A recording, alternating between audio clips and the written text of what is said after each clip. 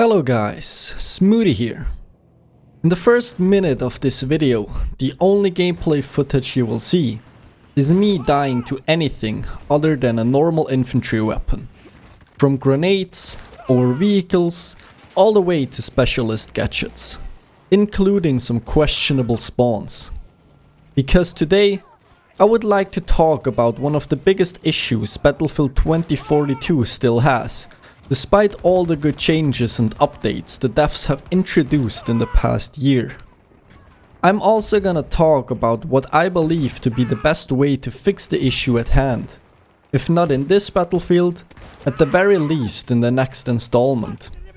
I've seen a lot of people complain about it before, and everyone who plays Battlefield 2042 knows how big of a problem it is. The game is heavily bloated. And I believe there are two main reasons why this is the case. And they both have a common factor. Can you spot it? Reason number 1. Grenade spam. Now, grenade spam has always been a thing in the Battlefield franchise. Every veteran player who played maps like Operation Metro or Operation Locker knows how difficult it is to maneuver their way through the grenade spam at bottleneck objectives that only have one or two entrances. It was also a big problem in the bunker objectives on Battlefield 1, for example. However, grenade spam was never as prevalent as it is on Battlefield 2042. And the reason for that is simple. For some reason, it is possible to throw up to 3 consecutive grenades in 2042.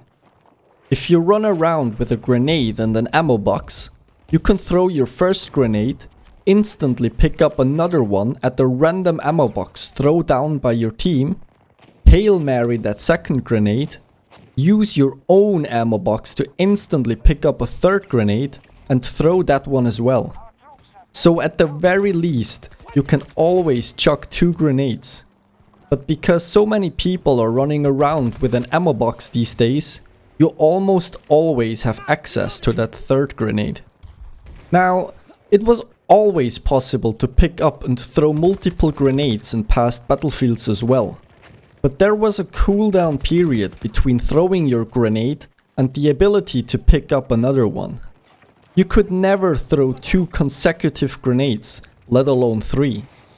Well, actually, you could spawn with 2 grenades in Battlefield 4, but you had to unlock the field upgrade by getting enough points within the round first.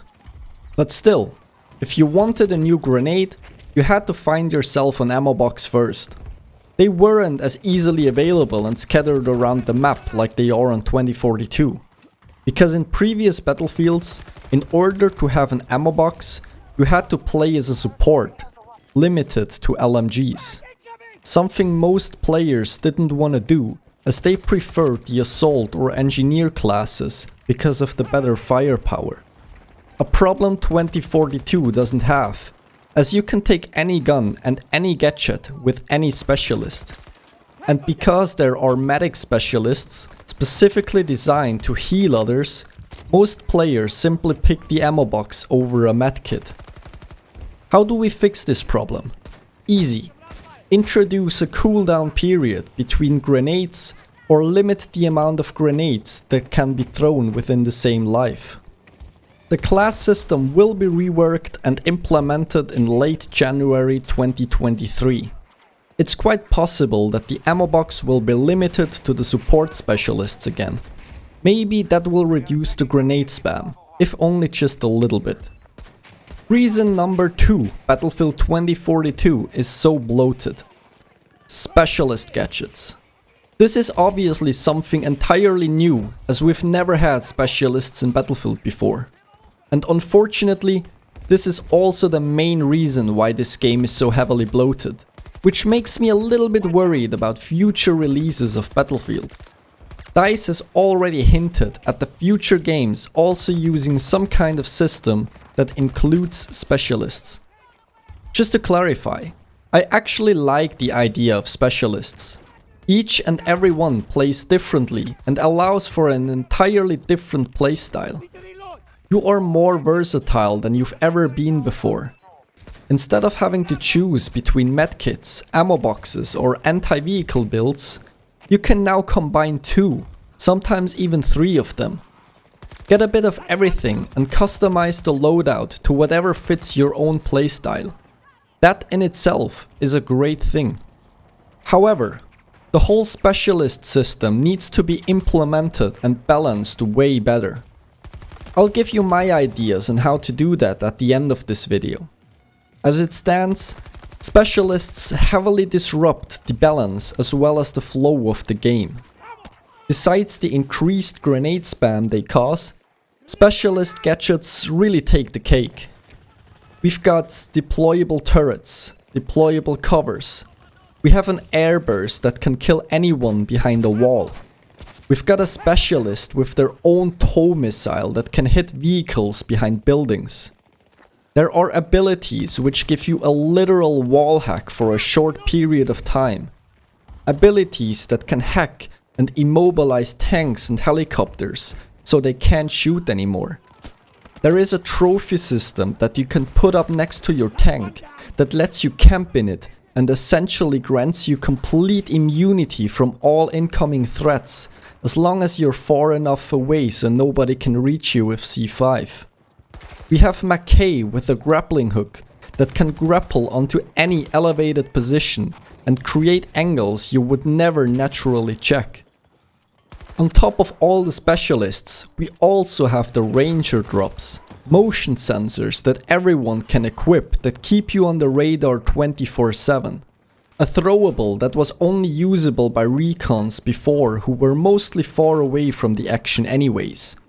Back when a motion sensor was used for defensive instead of offensive purposes.